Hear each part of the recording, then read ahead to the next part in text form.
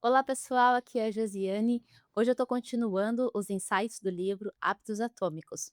Então, lembrando que a gente estava falando da primeira lei, torne-o claro. Em 2001, pesquisadores da Grã-Bretanha fizeram uma pesquisa com 238 pessoas para a formação de hábitos dentro do prazo de 2 semanas. Então, eles dividiram em três grupos. O primeiro grupo ficaria somente para anotar quantas vezes ela faria exercícios físicos durante a semana. O segundo grupo, além disso, ele também deveria ler artigos sobre o assunto. E o terceiro grupo, além de tudo isso, anotar, ler artigos, também deveria incluir onde e quando faria isso. Então, por exemplo, assim, durante a próxima semana vou participar de pelo menos 20 minutos de exercícios vigorosos em dia X, às horário tal, em local tal. O interessante dessa pesquisa é que o primeiro e o segundo grupo ficou com uma média de 35 a 38% de pessoas que se exercitaram pelo menos uma vez por semana. E já o terceiro grupo, que completou essa frase, chegaram aos incríveis 91%, ou seja, mais que o dobro. Essa técnica é chamada intenção de implementação. Basicamente, você fazer um plano de onde e quando você vai agir nesse novo hábito. Então, uma maneira simples de aplicar essa estratégia é colocar assim: eu irei, comportamento, as, hora, em, local. Essa técnica ela aumenta as chances, né, da pessoa implementar esses hábitos. Um exemplo, você quer colocar meditação na sua rotina. Então, você pode colocar assim: vou meditar por 1 minuto às 7 horas na minha cozinha. Então, aqui foi colocado o onde e o quando. Ou, para estudar, vou estudar espanhol por 20 minutos às 18 horas no meu quarto.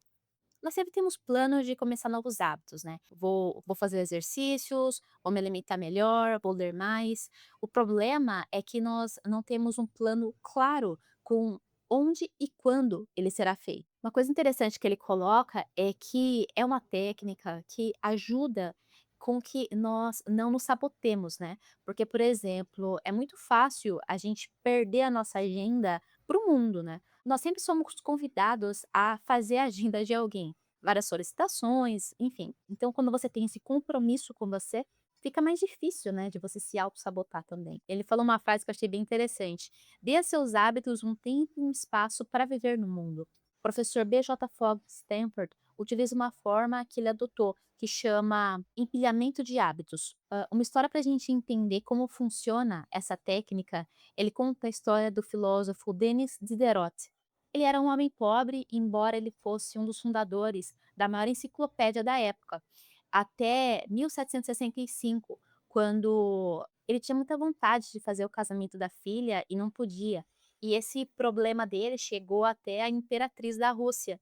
E ela, sendo uma amante de livros e do trabalho dele, comprou a biblioteca dele, hoje daria uma média de US$ 150.000, e ele com essa quantia, ele pagou o casamento e comprou um manto de escarlate. E ele achou que esse manto não estava combinando muito com o ambiente dele. Ele escreveu assim: "Não havia mais coordenação, unidade e beleza entre seu elegante manto e o resto das coisas". E daí ele começou a decorar a casa dele de forma com que combinasse com esse manto. Então ele comprou um espelho, trocou a mesa da cozinha, enfim. E essa tendência de uma compra levar a outra ficou chamado efeito Diderot.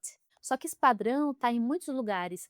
Nós, por exemplo, mulheres, quando compramos um vestido, queremos também um brinco, botas, tudo para combinar, né? E o comportamento humano também segue essa tendência. Por exemplo, você vai no banheiro, você já lava as mãos, dali você já vê uma toalha que precisa levar para a lavanderia. Então, nós podemos usar essa técnica no nosso dia a dia. A melhor maneira é saber os nossos hábitos e empilhar novos comportamentos neles. A fórmula para esse empilhamento é assim: depois de hábito atual, eu irei novo hábito. Por exemplo, meditação. Depois de tomar o café da manhã, meditarei por 1 minuto. Ou exercícios. Depois que eu tirar os meus sapatos do trabalho, vou imediatamente vestir as minhas roupas de ginástica. A sua pilha de hábitos na rotina matinal pode ser assim: depois de tomar uma xícara de café, vou meditar por 60 segundos.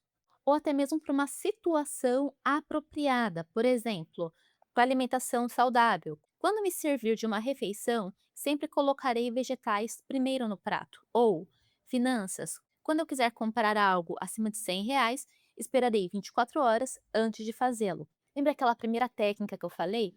esse empilhamento também já está constando a hora e o local. Só que a diferença é que você está linkando a algo que você faz já em determinado momento e local do teu dia. Uma técnica legal que você pode fazer é fazer um brainstorm. Então você vai anotar todos os seus hábitos do teu dia, vai dar uma lista enorme e depois uma segunda lista com tudo que acontece no seu dia. Por exemplo, seu hábito: levantar da cama, tomar banho, escovar os dentes, vestir-se, fazer uma xícara de café e por aí vai. Na segunda coluna, as coisas que acontecem, então, por exemplo, o sol nasce, você recebe uma mensagem de texto, a música que você está ouvindo termina e por aí vai. E com essas 2 listas, você pode procurar um melhor momento para fazer um encaixe perfeito. E um detalhe muito importante é que ele precisa ser altamente específico. Ele dá um exemplo de como ele tinha feito e acabou não dando certo, depois ele fez uma alteração e deu super certo. Por exemplo, ele colocava assim: "Na minha pausa para o almoço, vou fazer 10 flexões". Só que não estava claro. E aí, por não ter tido consistência, ele fez uma alteração e colocou assim: "Quando fechar meu notebook para almoçar, farei 10 flexões ao lado da minha mesa". E aí tirou qualquer ambiguidade, né, ficou muito claro. Então a primeira lei de tornar o nosso hábito claro, com essas 2 técnicas de intenção de implementação e empilhamento de hábitos, é uma das formas mais práticas de criar um plano claro para que a gente tenha o onde e o quando agir. E assim é uma das formas mais eficientes para que a gente chegue no nosso objetivo de começar a construir novos hábitos, trazendo o que mais precisa, que é clareza. Então, esse é o insight de hoje. Eu fico por aqui e até amanhã no próximo insight.